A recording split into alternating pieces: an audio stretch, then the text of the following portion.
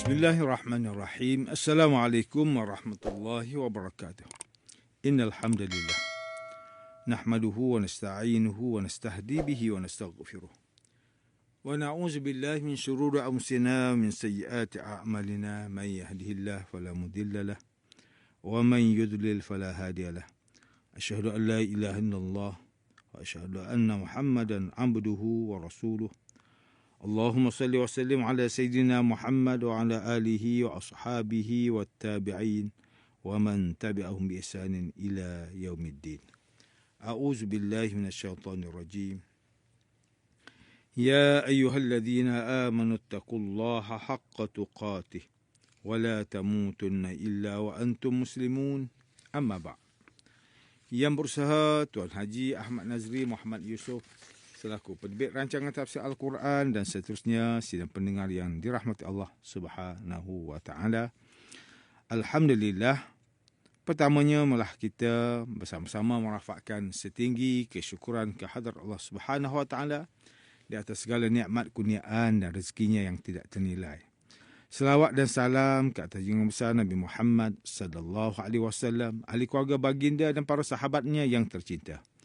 Tuan-tuan, puan-puan, para pendengar yang dimuliakan, bersama saya Profesor Dr. Muhammad Najib bin Abdul Kadir, Pusat Kajian Al-Quran dan As-Sunnah, Fakulti Pengajian Islam, Universiti Kebangsaan Malaysia. Pada hari ini kita akan menyambung kembali rancangan tafsir Al-Quran bagi siri ke-7.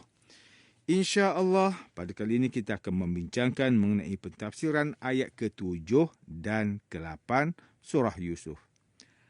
A'udzu billahi minasyaitonir rajim.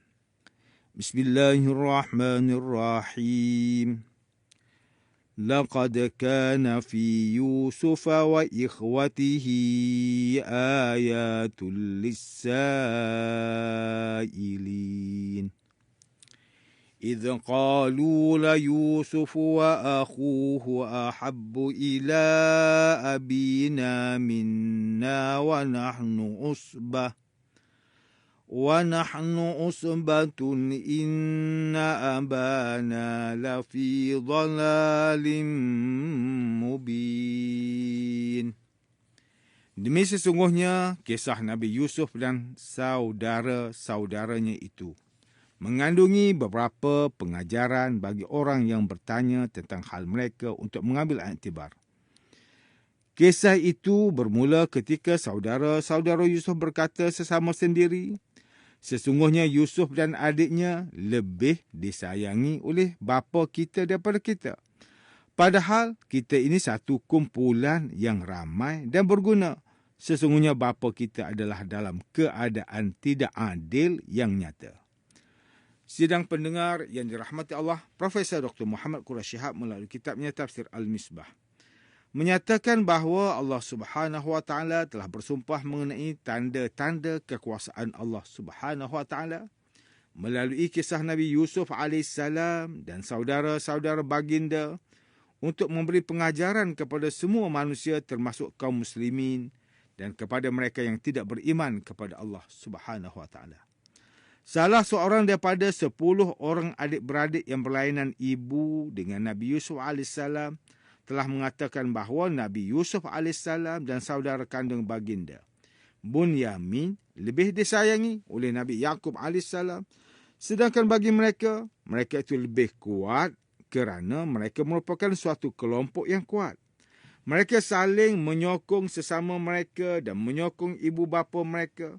Sedangkan Nabi Yusuf AS dan saudara baginda hanyalah anak-anak kecil yang lemah dan tidak dapat membantu apa-apa serta hanya mampu merengek dan terlalu manja. Malah, mereka turut mengatakan bahawa Nabi Yaqub AS berada di dalam kekeliruan yang nyata. Profesor Dr. Muhammad Quraish Shihab melalui kitabnya Tafsir Al-Misbah ketika mentafsirkan ayat ke-7 dan ke-8 surah Yusuf ini menerangkan bahawa perkataan usbah bermaksud kelompok yang terdiri paling sedikit 10 orang dan paling banyak 40 orang. Disebabkan oleh ramai bilangan di dalam sesebuah kelompok, sudah tentulah mereka menjadi kuat. Oleh itu perkataan tersebut difahami sebagai kelompok yang kuat. Kerana saudara-saudara Nabi Yusuf AS yang lahir daripada berlainan ibu dengan baginda. Mereka berjumlah 10 orang. Perkataan dhalal di dalam Al-Quran bermakna sesat, kehilangan jalan, bingung dan tidak mengetahui arah. Perkataan ini juga difahami dengan makna yang lain iaitu binasa dan terkubur.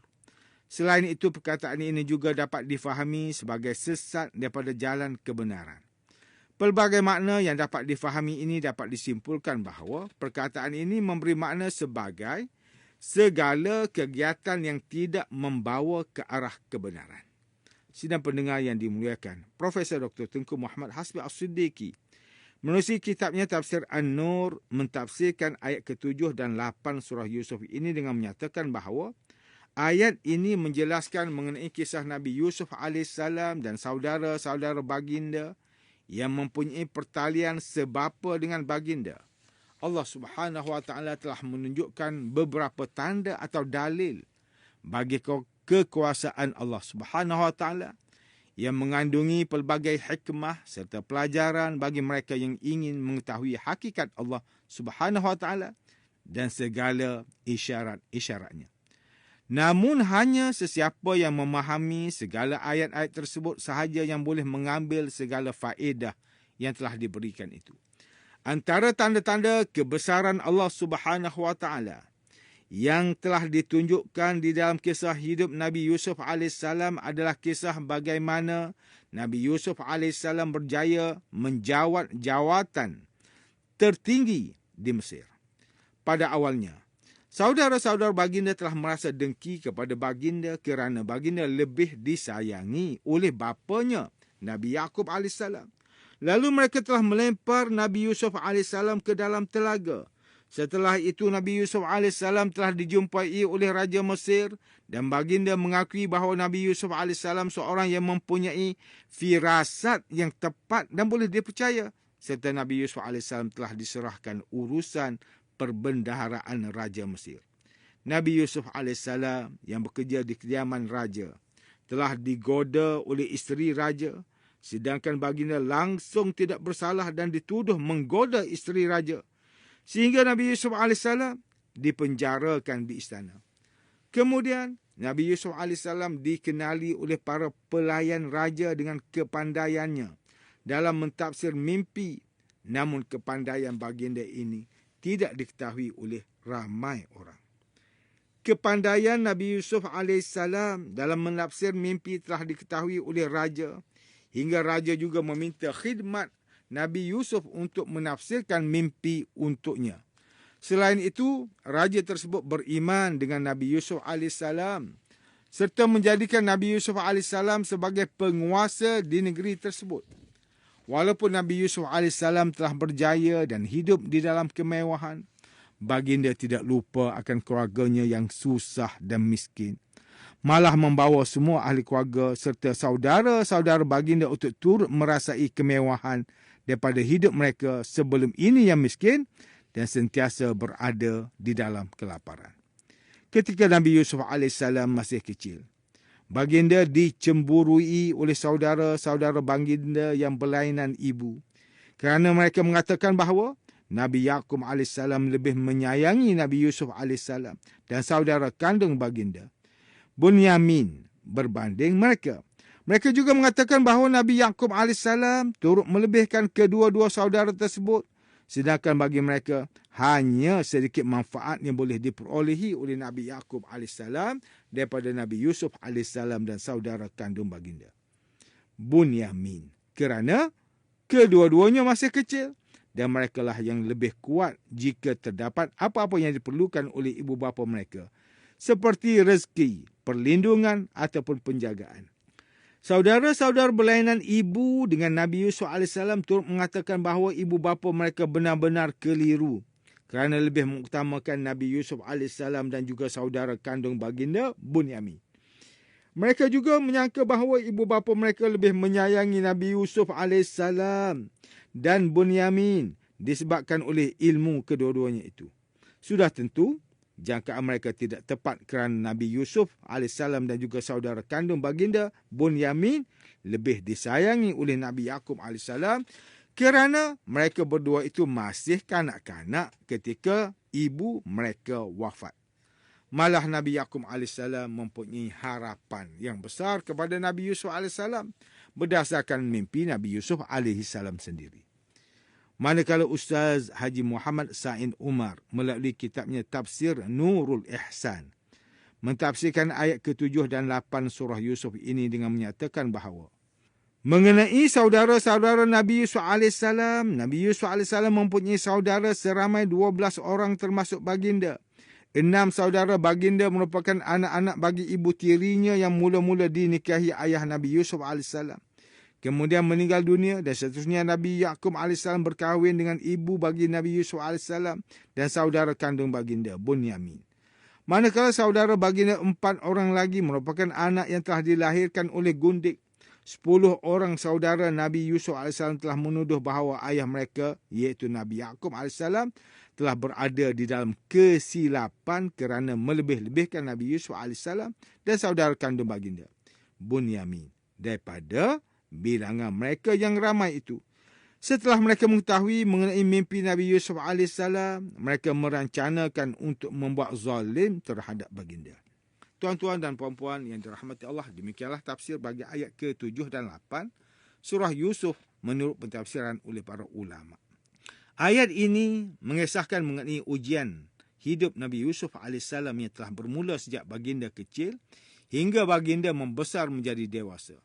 Pelbagai ujian yang terpaksa baginda lalui iaitu kedengkian saudara baginda, ujian keimanan dengan godaan daripada seorang isteri raja sehingga dipenjara di penjara istana. Selain pelbagai ujian yang telah ditimpa itu juga terselit banyak hikmah yang disediakan oleh Allah Subhanahu wa taala. Antara ujian yang dirasakan oleh masyarakat kini terutamanya umat Islam bersama saudara mara mereka adalah berkaitan dengan harta pewarisan hingga boleh menyebabkan saudara kandung yang telah hidup bersama sejak kecil hingga dewasa bertahun-tahun juga boleh bergaduh. Malah ada yang sanggup memutuskan tali persaudaraan. Tali persaudaraan yang selama ini telah dijaga dengan baik oleh ibu bapa sejak kecil begitu mudah untuk diputuskan oleh anak-anak apabila mereka meningkat dewasa. Sedangkan sepatutnya tali persaudaraan inilah yang seharusnya dipelihara hingga ke akhir hayat untuk mengelakkan supaya mendapat kemurkaan Allah Subhanahu wa taala. Hal ini bersesuaian dengan firman Allah Taala dalam surah Muhammad ayat ke-22 hingga 23. A'udzubillahi minasyaitonirrajim.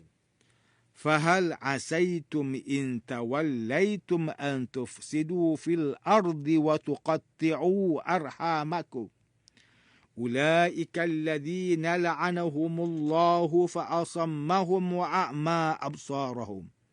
Kalau kamu tidak mematuhi perintah, maka tidakkah kamu harus dibimbang dan dikhawatirkan? Jika kamu dapat memegang kuasa, kamu akan melakukan kerosakan di muka bumi dan memutuskan hubungan silaturrahim dengan kaum kerabat. Orang yang melakukan perkara yang tersebut, merekalah yang dilaknat oleh Allah serta ditulikan pendengar mereka dan dibutakan penglihatannya. Sidang pendengar yang dimuliakan, antara pengajaran yang boleh kita ambil daripada tafsir ayat ke-7 dan 8 surah Yusuf ini ialah setiap Muslim hendaklah sentiasa ingat bahawa hidup di dunia ini akan sentiasa diuji oleh Allah Subhanahu wa taala dan seseorang tidak akan hidup tanpa sebarang ujian yang telah ditakdirkan oleh Allah Subhanahu wa taala. Umat Islam hendaklah sentiasa memelihara tali persaudaraan sesama saudara kandung ataupun sesama manusia supaya sentiasa berada di dalam rahmat Allah Subhanahu wa taala dan mengelakkan kemurkaan Allah Subhanahu wa taala. Sebagai Muslim, kita hendaklah memuliakan anak yatim sama ada yang telah kehilangan ibu atau bapa kerana sesungguhnya mereka itu sangat dicintai oleh Allah Subhanahu wa taala. Sidang pendengar yang dirahmati Allah, sekian sahaja rancangan tafsir Al-Quran pada hari ini. Semoga kita semua mendapat manfaat daripada perbincangan ilmu ini. InsyaAllah mudah-mudahan kita akan bertemu lagi pada siri rancangan tafsir Al-Quran yang akan datang. Wabillahi taufiq wal hidayah. Wassalamualaikum warahmatullahi wabarakatuh.